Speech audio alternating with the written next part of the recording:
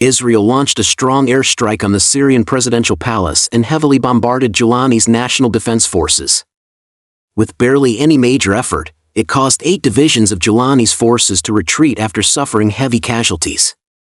This internal conflict in Syria has resulted in hundreds of deaths, but the majority of the fatalities have been among the Syrian National Defense Forces, as they came under intense Israeli bombardment. The most worrying scenario in this conflict did not occur, a direct confrontation between Turkey and Israel. When Israel heavily bombarded Turkish military units, Turkey chose not to intervene and remained inactive. It can be said that in the Middle East, Israel remains the most hardline and reckless player. When Israel takes military action, it gives the impression of acting without considering consequences or fearing retaliation. The conflict in Syria's southern Suwaida governorate initially appeared as a brawl between Druze militias and Bedouin tribes triggered by roadblock robberies. However, within just 24 hours, this civilian conflict led to 203 deaths and evolved into a typical proxy war. The Druze armed groups act as Israel's proxies and tools for Israel to control southern Syria. Will southern Syria become Israel's next long-term occupied territory after the Golan Heights? This has been the most frequently asked question since Israel sent troops to southern Syria. Given Israel's usual practice, once it occupies land, it generally does not give it up. It can be said that in this conflict, Israel once again achieved a major victory, attaining its goal of seizing more territory in Syria while the opportunity arose. Turkey and the Jolani armed forces it supports, however, emerged as the biggest losers. Turkey became involved in the conflict right from the start, but its actions were extremely limited. Just like Israel, Turkey also jumped into the conflict immediately. Dozens of Turkish military buses emblazoned with the Star and Crescent symbol carried full loads of Jolani's National Defense Force personnel into southern Syria, and Turkish drones even participated in airstrikes against Druze armed groups. The flags of Turkish-backed legions were also seen among Jolani's National Defense Forces, indicating that the armed groups supported by Turkey directly took part in the fighting. The Druze armed forces serve as Israel's eyes in Syria, a key force monitoring the activities of Iran and Hezbollah, as well as a pawn for Israel to maintain long-term control over southern Syria, holding strategic locations in Suwaida Governorate.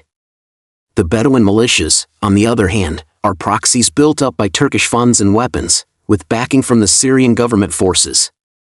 In this conflict, although both Israel and Turkey intervened immediately, the resolve and intensity of their involvement were clearly different.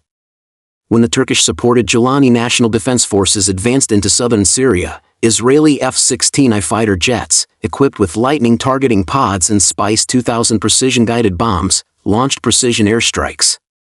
Even when Israel spotted the flags of Turkish-backed legions among Jolani's forces, it still pressed ahead with fierce bombardment. These Turkish-backed legions are not part of the Turkish military itself, but they are fully supported and fostered by Turkey. Israel's first wave of strikes precisely destroyed the command-type T-72 tanks of Jolani's armed forces, and subsequent attacks systematically paralyzed key nodes such as fuel trucks and communication vehicles.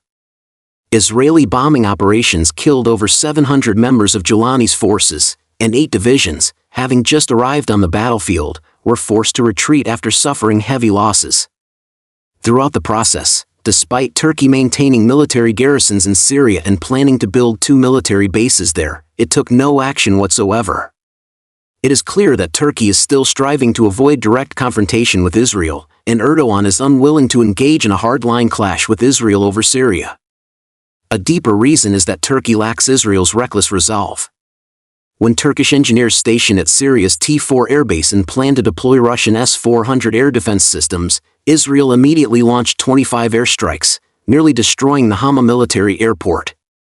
It can be said that in the face of a hardline Turkey, Israel still dares to take tough action. Erdogan has publicly cursed Israel and even compared Netanyahu to Hitler. Turkey also issued the harshest condemnation of Israel after Israel's airstrikes on Syria. However, Turkey and Erdogan still have scruples when dealing with Israel. Israel acts so fiercely precisely because it has the United States backing it up, while Turkey must consider the consequences of taking action. With the dissolution of the Kurdistan Workers' Party, Turkey has been able to deploy more military resources to Syria and plans to transform the Palmyra T-4 air base into a drone hub. But this move directly triggered a military response from Israel.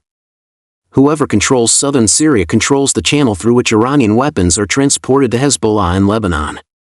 Israel chose to launch a strong attack despite Turkey's intervention, judging that Turkey would not dare to act easily, and that the United States would fully support Israel.